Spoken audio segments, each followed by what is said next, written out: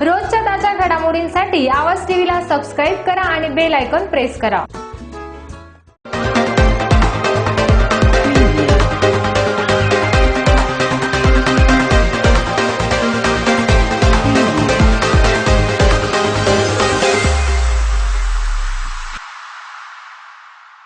परखडवाना संस्कृतीचा साज, सत्याचा शोध, बुलंद आवाज। नमस्कार, आवाज टीव्हीच्या बातमीपत्रात मी मयुरी देशमुख आणि आपले सर्वांचे स्वागत। जाणून घेऊया दिवसभरातील काही ठळक घडामोडी।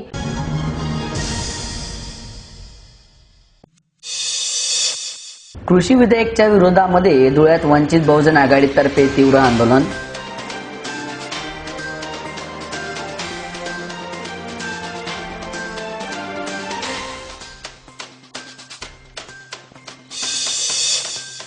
अखिल भारतीय विद्यार्थी परिषदेच्या नागपूर येथे अधिवेशन संदर्भात धुळ्यात पत्रकार परिषद।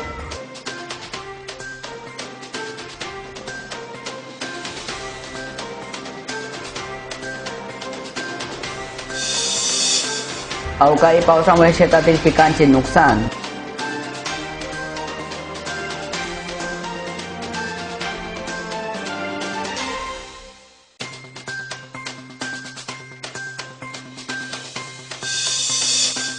पाटण तालुक्यातील डबेवाडी बस स्थानक येथे एसटी बसमधून मध्यरात्री डिझेल चोरण्याचा प्रयत्न।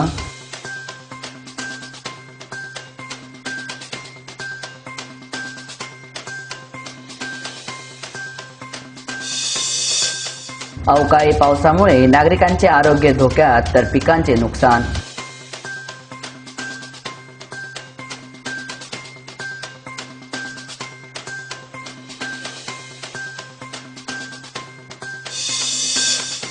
निटूर ग्रामपंचायत राबवत आहे विविध उपक्रम।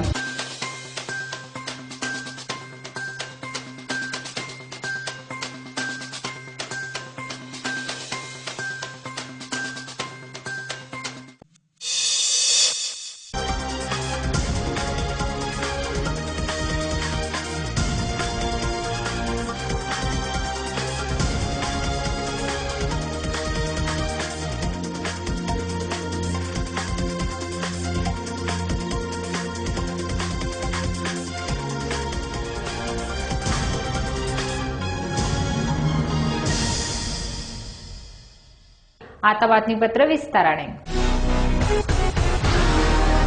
केंद्र सरकारने पारित केलेल्या कृषी विधेयकाच्या विरोधामध्ये दिल्ली येथे सुरू असलेल्या शेतकऱ्यांच्या आंदोलनाला पाठिंबा देण्यासाठी व केंद्र सरकारच्या विरोधामध्ये निषेध नोंदवण्यासाठी धुळ्यात वंचित बहुजन आघाडीतर्फे आंदोलन करण्यात आले। धुळ्यात जिल्हाधिकारी कार्यालयाच्या जवळ असलेल्या क्युमेन क्लब येथे वंचित बहुजन आघाडीतर्फे सध्या आंदोलन सुरू आहे। या आंदोलनादरम्यान वंचित बहुजन आघाडीचे पदाधिकाऱ्यांनी केंद्र सरकार विरोधामध्ये मोठ्या प्रमाणात घोषणाबाजी करीत मोदी सरकार हे अंदानी व अंबानी यांचे गुलाम असून अंदानी व अंबानी यांच्या हित जोपासण्यासाठी शेतकऱ्यांचा बळी देण्यात कट कारस्थान मोदी सरकारकडून केले जात असल्याचा घणाघाती आरोप देखील यावेळी आंदोलकांतर्फे करण्यात आला आहे। सरकारने जे काही सरकार विरोधी शेतकऱ्यांच्या विरोधी जे काही कायदे तयार केलेले आहेत त्या कायद्याला सरकारने मागे घ्यावे यासाठी छत्रपती बाळासाहेब प्रकाशजी आंबेडकरांनी आजच्या दिवशी संपूर्ण महाराष्ट्रामध्ये वंचित बहुजन आघाडीच्या माध्यमातून शेतकऱ्यांच्या समर्थनार्थ आज आम्ही वंचित बहुजन आघाडीच्या माध्यमातून या ठिकाणी जाहीर निषेधासाठी बसलेलो आहोत। देश पातळीवर जे काही वातावरण आपण बघतोय की या केंद्र सरकारने शेतकऱ्यांनी विनंती केली की तुम्ही ज्या पद्धतीने जास्त कर या शेतकऱ्यांवर शेतकरी कशा पद्धतीने गुलाम होईल त्या पद्धतीने बंधुआबंधूचा कायदा आहे तशाच पद्धतीने जर उद्या अडाणी आणि अंबानीला जर आमच्या जमिनी दिल्या तर उद्या हा शेतकरी सुद्धा बंधुआ मजूर होऊ शकतो। आणि म्हणून ज्या पद्धतीने आज पंजाब असेल, हरियाणा असेल, दिल्ली असेल मोठ्या प्रमाणावर जे शेतकऱ्यांनी या देशामध्ये आंदोलन चालू केलेलं आहे तर ते देशामधल्या प्रधानमंत्र्यांना सांगतायत की तुम्ही हा जो कायदा अन्याय करणारा कायदा आहे, शेतकऱ्यांना गुलाम बनवणारा कायदा आहे तो तुम्ही मागे घ्या। परंतु नरेंद्र मोदी देशभर आणि देशाच्या बाहेर फिरून देशाचं तर कल्याण करू शकलेच नाही, परंतु आज देशामधला जो शेतकरी आहे तो शेतकरी ज्या पद्धतीने देशाचा जगाचा पोसंदा म्हणून ओळखला जातो, तो शेतकऱ्याला गुलाम बनवण्याचं कट कारस्थान आज नरेंद्र मोदीच्या सरकारच्या बाजूने होतं आहे. आणि म्हणून आमचा या शेतकऱ्यांच्या समर्थनार्थ ज्या काही शेतकऱ्यांच्या मागण्या आहेत त्या शेतकऱ्यांच्या मागण्याला आमचा हा आजच्या दिवशी जाहीर पाठिंबा आहे. 66व्या अखिल भारतीय विद्यार्थी परिषदेचे राष्ट्रीय अधिवेशन ते 25 ते 26 डिसेंबरला नागपूर येथे रेशीमबाग येथे होणार आहे. मात्र कोरोनाच्या पार्श्वभूमीवर परिषदेने असून दिलेल्या नियमावलीनुसार नागपूर येथे संपन्न होणार असल्याचे कार्यक्रमासंदर्भात अखिल भारतीय विद्यार्थी परिषदेच्या धुळे येथील मुख्य कार्यालय पत्रकार परिषदेत घेण्यात आला. या अधिवेशनामध्ये डॉक्टर एस सुमय्या हे राष्ट्रीय अध्यक्ष म्हणून असणार आहे आणि निधी त्रिपाठी हे राष्ट्रीय महामंत्री म्हणून असणार आहे. या अधिवेशनासाठी 25 डिसेंबर रोजी राष्ट्रीय स्वयंसेवक संघाचे सहकार्यवाहक भैयाजी जोशी हे प्रमुख वक्ते म्हणून असणार असून या अधिवेशनामध्ये लघु भारत दर्शन बघायला मिळणार आहे. तर कोरोनाच्या पार्श्वभूमीवर शासनाच्या गाईडलाईननुसार हे अधिवेशन संपन्न होणार आहे. या अधिवेशनामध्ये फक्त 200 लोकांची उपस्थिती राहता येणार आहे आणि हे अधिवेशन संपूर्ण देशात प्रत्येक कार्यकर्त्याला बघायला मिळावे म्हणून भारत देशाचे प्रत्येक शहरात प्रति अधिवेशन आयोजित केले आहे.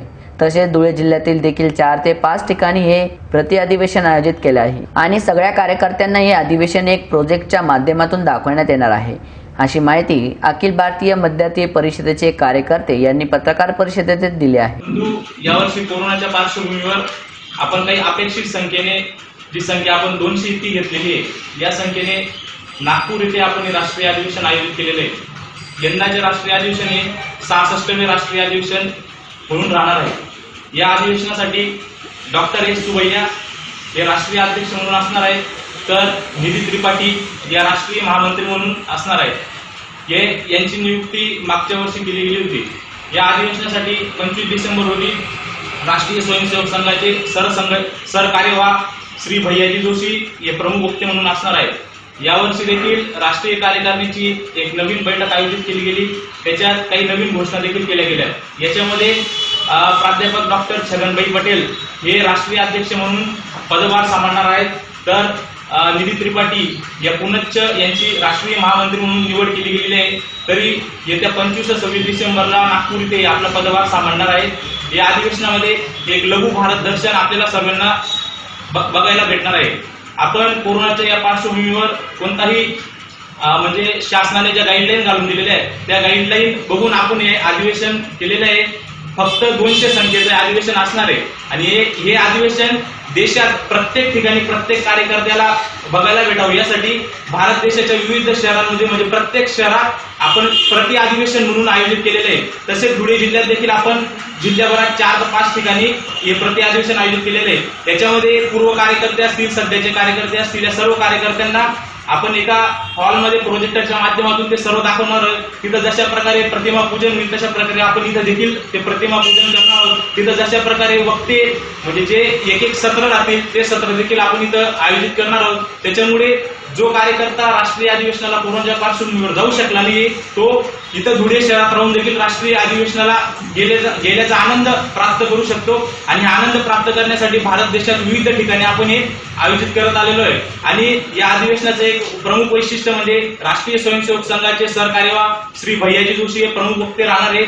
त्याच्यामुळे देखील प्रत्येक कार्यकर्ता ते आनंदाचा जल्लोष साजरा केला जातोय आणि अखिल भारतीय विद्यार्थी परिषद शैक्षणिक आणि सामाजिक दृष्ट्या गेल्या 71 वर्षापासून कार्यरत आहे. त्यामुळे प्रत्येक कार्यकर्त्यामध्ये राष्ट्रीय अधिवेशन असो, प्रांत अधिवेशन असो, याच्या बाबतीत एक जल्लोष असतो, उत्साह असतो. परंतु यावर्षी काही कार्यकर्ते तिथे जाऊ शकले नाही, फक्त 200 कार्यकर्ते तिथे जात आहेत. त्यामुळे आपण ही आज पत्रकार परिषद आयोजित केलेली आहे. या पत्रकार परिषदेच्या माध्यमातून आपण जे 66वें राष्ट्रीय अधिवेशन आहे त्या अधिवेशनाचा पोस्टर आपण इथे लॉन्च करणार आहोत. गावाचा विकास हा नुसता गप्पा मारून किंवा भाषणे दिल्याने होत नाही. त्यासाठी गावातील लोकांच्या नेमक्या काय गरजा आहेत ते नेहरूनच गावात काम करावे लागते व त्यासाठी गावाचा कारभार करण्यासाठी एक खंबीर सरपंच पण असावा लागतो. तरच गावाचा विकास होईल, गाव समृद्ध होईल. गाव समृद्ध होईल तर देश आपोआप विकसित होईल.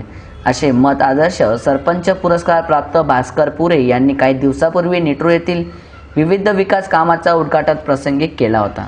निटूर येथे 11 डिसेंबर रोजी नूतन ग्रामपंचायत इमारत लोकार्पण सोहळा व विविध विकास कामे अन्य उपक्रमांचा उद्घाटन समारंभ पार पडला. या कार्यक्रमासाठी प्रमुख पाहुणे म्हणून भाजपाचे युवा नेते अरविंद भैया निलंगेकर, भास्कर पुरे, निलंगा पंचायत समितीचे माजी सभापती अजितराव माने, लातूर भाजपाचे अध्यक्ष गुरुनाथ मंगे, निटूर गावाचे सरपंच परमेश्वर हापसे आदी मान्यवर उपस्थित होते. त्यानंतर आज गावातील काही भागात रस्त्यावर पाणी साचल्याने दिसून आले असता ग्रामपंचायत सदस्य शिवराज सोमवंशी व उपसरपंच संगमेश्वर करंजे यांनी पाहणी करत जेसीबीनी मशीनच्या साहाय्याने काम करून घेतले. तसेच रस्त्यावरील खड्डे बुजवून स्वच्छतेचे काम सुरू असल्याचे आवाज टीव्हीशी बोलताना उपसरपंच संगमेश्वर करंजे यांनी सांगितले. आवाज टीव्हीसाठी नामदेव तेलंगे, लातूर. निटूरमध्ये स्वच्छता मोहिमेचं काम सुरू असून ज्या ठिकाणी काही अशा वस्त्या आहेत त्या ठिकाणी पक्क्या नाल्या नाहीत. त्या ठिकाणी पाणी साचल्यामुळे मच्छरांची उत्पत्ती होणे होऊ नये असे प्रकार, त्यासाठी ग्रामपंचायतीमार्फत सध्या स्वच्छतेचं काम चालू आहे. पाण्यास वाट करून देणे, पाणीच्या ज्या खड्डे असतात पाणी थांबू न देणे, त्यासाठी स्वच्छता मोहीम सुरू आहे ग्रामपंचायत. अकोले तालुक्यात ऋतुमान चक्रे उलटे फिरू लागले असून पहाटे सकाळी धुके, दुपारी कडक ऊन, सायंकाळी पाऊस तर रात्री थंडी. त्यामुळे माणसे, पिके, जनावरे, वन्य प्राणी यांचे आरोग्य धोक्यात आले आहे. कोरोनाच्या भीतीमुळे घरात असणारी माणसे आता सर्दी, खोकला, ताप याने बेजार झाले असून दवाखाने फुल झाले आहेत. त्यामुळे डॉक्टरवर जोमात व रुग्ण कोमात असे चित्र आहे. सध्या थंडीचा महिना असून थंडी पूर्ण आहेच, पण तिथे धुके, ऊन, पाऊस ही सोबत आणल्याने एकच वेळी तिन्ही ऋतू एकत्र आल्याने पृथ्वी तलवरील सर्वच प्राणी मानव अस्वच्छ झाले आहेत. सकाळी 8:30 वाजेच्या तरी धुके हटत नाही, तर धुके गेले की 10 नंतर कडक ऊन पडते. सायंकाळी पाऊस, त्यामुळे रात्री कडक थंडीने जनतेचे आरोग्य धोक्यात आले आहे. रुग्णालयात उपचारासाठी गर्दी वाढू लागली आहे. त्यातच कोरोनाची भीती आहे, त्यामुळे लोक घराबाहेर पडण्याचे झाले आहे. सकाळी फिरण्यासाठी जाणारी गर्दी कमी झाली आहे, तर वन्य प्राणी जंगलातून शहराकडे, गावाकडे येऊ लागले आहेत. जनावरांना फेऱ्या रोगाची लागण सुरू झाली आहे. ठिकठिकाणी शेकोटी पेटवली जात आहे. आवाज टीव्हीसाठी शांताराम काळे, अकोले. पाटण तालुक्यातील डबेवाडी बस स्थानकमध्ये MH40N 8340 या क्रमांकाच्या ST बसमधून मध्यरात्रीनंतर डिझेल टाकीत पाईप टाकून डिझेल चोरण्याचा प्रयत्न अज्ञात व्यक्तीकडून करण्यात आला आहे. सदर अज्ञात व्यक्ती अद्याप फरार आहे. डबेवाडी पोलीस ठाण्यात गुन्हा दाखल करण्याची प्रक्रिया सुरू आहे, अशी माहिती घटनास्थळावरून मिळत आहे. आवाज टीव्हीसाठी सागर पाटील, सातारा. धुळे जिल्ह्यात बेमोसमी पावसामुळे आणि ढगाळ वातावरणामुळे शेतात पिकाचे मोठे नुकसान झाले आहे. पिकावर रोगाचे प्रादुर्भाव झालेले असल्याने मोठ्या प्रमाणात शेतमाल खराब होऊन आर्थिक नुकसान झाले असून कंबरडे मोडले आहे. धुळे जिल्ह्यात ग्रामीण भागात अवकाळी पाऊस, ढगाळ वातावरण यात गहू, मक्का, हरभरा आणि भाजीपाला या पिकांचे नुकसान झाले आहे. तर रामदास माळी व पंकज जैन या शेतकऱ्यांनी आपल्या शेतात मूग, तूर, बाजरी, मक्का या पिकांची लागवड केली होती व या अवकाळी पावसामुळे पिकांचे मोठ्या प्रमाणात नुकसान झाले असून या शेतकऱ्यांना मोठा फटका बसला आहे. शेतकरी हवालदिल झाला आहे. आवाज टीव्हीसाठी संदीप त्रिभुवन, धुळे ग्रामीण.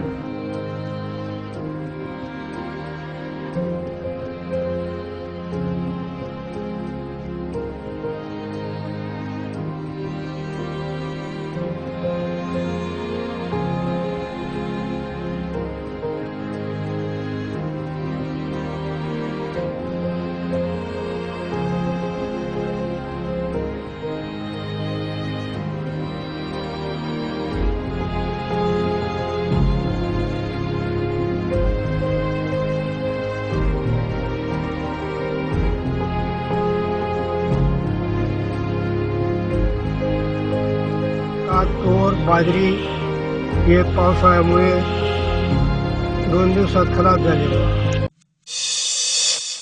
मालपूर केंद्र सरकारच्या कृषी कायद्याच्या निषेधार्थ एक सुजान जागरूक शेतकरी या नात्याने निषेध म्हणून सन्मानाने मिळालेले सर्व मेडल व पारितोषिक मालपूर तालुका शिंदखेड्यातील माजी सैनिक युसुफ उस्मान खाटिक यांनी दोंड्याच्या अप्पर तहसीलदारांना सुदाम महाजन यांच्याकडे देऊन केंद्र सरकारला परत केले आहे.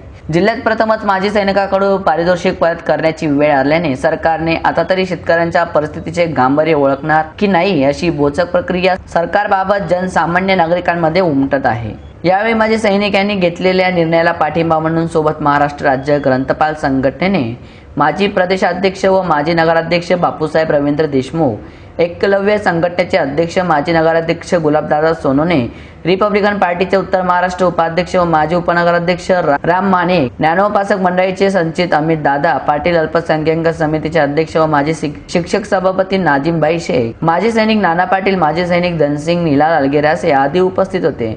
यावेळी माजी सैनिक खाटीक यांनी सांगितले की मी सेवानिवृत्त सैनिक असून उत्तरनिर्वाहासाठी मालपूर येथे शेती व्यवसाय करत आहे। सैन्यात असताना मी 14 डिसेंबर 1971 रोजी भारत पाकिस्तान युद्धात भारताला अभूतपूर्व यश मिळवून दिले होते। या युद्धात चांगले काम केल्यामुळे मला भूतपूर्व पंतप्रधान इंदिरा गांधी यांच्या हस्ते 5 पदक व 1 विदेश पदक तसे 1 संग्राम पदक मिळाले आहे व आज रोजी मी हे सर्व पदक सहखुर्शीने केंद्र व राज्य सरकारच्या कृषी विषयक लादण्यात येणाऱ्या चुकीच्या कायद्याविरोधात निषेध म्हणून एक सुजाण जागृत किसान या नात्याने निषेध म्हणून शासनाचे प्रतिनिधींकडे परत करत आहे असे शेवटी सांगितले। आवाज टीव्हीसाठी प्रभाकर आडगाळे, दोंड्याच्या मालपूर।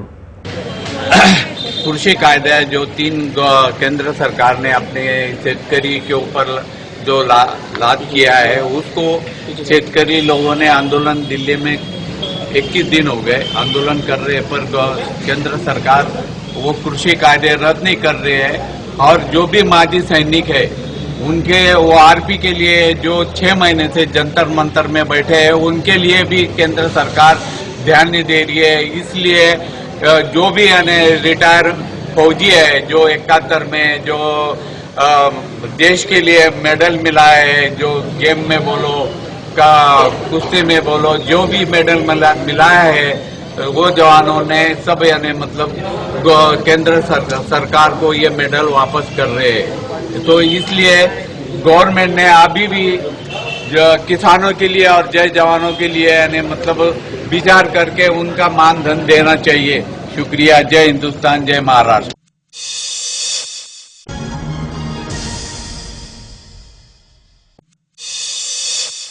कृषी विधेयकाच्या विरोधामध्ये धुळ्यात वंचित बहुजन आघाडीतर्फे तीव्र आंदोलन।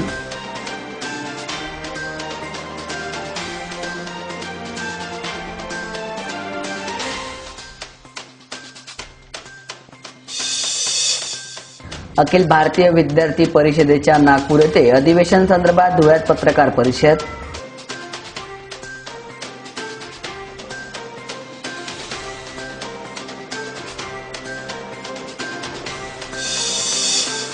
अवकाळी पावसामुळे शेतातील पिकांचे नुकसान।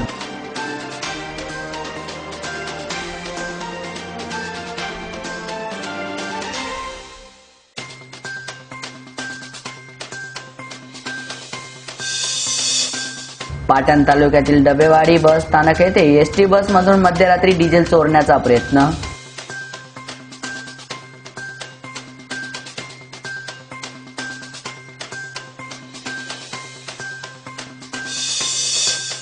अवकाळी पावसामुळे नागरिकांचे आरोग्य धोक्यात तर पिकांचे नुकसान।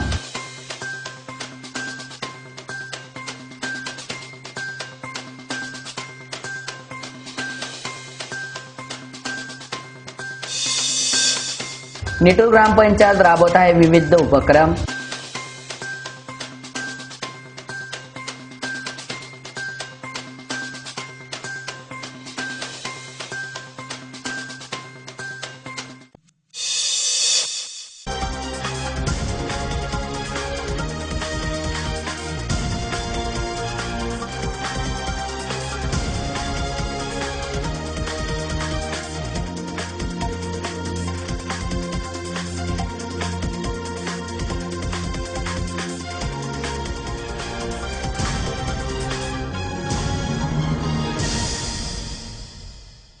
याचबरोबर आवाज टीव्हीचे बातमीपत्र संपले। भेटूया पुढील बातमीपत्रात, तोपर्यंत नमस्कार। जीवन तुमने दिया है संभालोगे तुम, जीवन तुमने दिया है संभालोगे तुम। आशा हमें है विश्वास है हर मुश्किल से विधाता निकालोगे तुम। जीवन तुमने दिया है संभालोगे तुम। आशा हमें है विश्वास विश्वास है, हर मुश्किल से विधाता निकालोगे तुम। जीवन तुमने दिया है, संभालोगे तुम।